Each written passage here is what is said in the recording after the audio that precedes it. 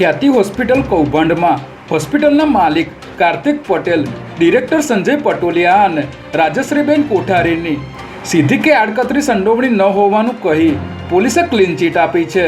જોકે હજુ આ ત્રણેય આરોપી ફરાર છે, પરંતુ પોલીસનું કહેવું છે કે આખું કૌભાંડ હોસ્પિટલનો સીઈઓ ચિરાગ રાજપૂત ચલાવતો હતો। ક્રાઇમ બ્રાન્ચના અધિકારીઓના કહેવા મુજબ 2021માં હોસ્પિટલના ઉદ્ઘાટન પછી કાર્તિક પટેલ ક્યારેય હોસ્પિટલ આવ્યા જ નથી, જ્યારે સંજય પટોલિયા અને રાજશ્રીબેન કોઠારીની પણ આ કૌભાંડમાં સીધી કે આડકતરી સંડોવણી ન હોવાનું પોલીસ માની રહી છે।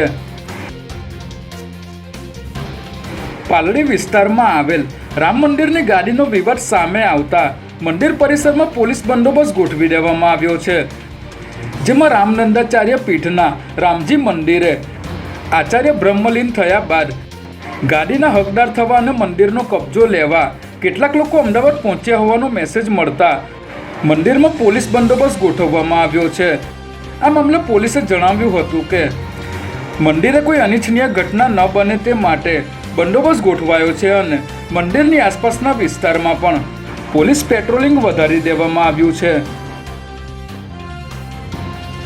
સ્ટેટ મોનિટરિંગ સેલની ટીમે અંજાર તાલુકાના દેશી દારૂના વેચાણ માટે જાણીતા વીડી ગામે દરોડો પાડી દેશી દારૂ ઝડપી લીધો છે, જેમાં ગઈકાલે રાત્રિના સમયે ગાંધીનગરની એસએમસીની ટીમે બાતમીના આધારે અંજાર તાલુકાના વીડી ગામે દેશી દારૂની ભઠ્ઠી પર રેડ કરી હતી। ત્યારે રેડ દરમિયાન પોલીસે 56,000નો દેશી દારૂ, 55,000નો આથો તેમજ રિક્ષા અને 10,000 રૂપિયાના 2 મોબાઈલ સહિત 1 લાખ ઉપરાંતનો મુદ્દામાલ કબજે કર્યો હતો, જ્યારે દારૂ બનાવનાર સલીમ શેખ, અમરસિંહ પારઘી અને રિક્ષા ચાલક ઇકબાલ શેખને ઝડપી લીધા હતા।